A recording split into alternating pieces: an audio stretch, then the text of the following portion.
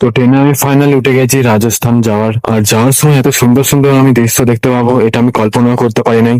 তো যাওয়ার পথে ট্রেনে যা যা দেখতে পেলাম সেটাই তোমাদের কাছে বলবো। তো এটা বেসিক্যালি দেখতে পাচ্ছ এটা বালিশ। আর এই ট্রেনে যেখানে আমরা আছি তার মানে বাইরে দেখতে পাচ্ছ সাইডে সাইডে সব পর্দাটা। আর এই যে ব্রিজটা দেখতে পাচ্ছ এটার নাম জানি না, কিন্তু এটা পড়ছে বিহারের মধ্যে, আর আমরা বিহারেই আছি এখন। আর এই ব্রিজটাও বিহারেই। আর আমার ফোনের চার্জ কমে গিয়েছিল তাই চার্জ দিয়ে ভিডিও করছি।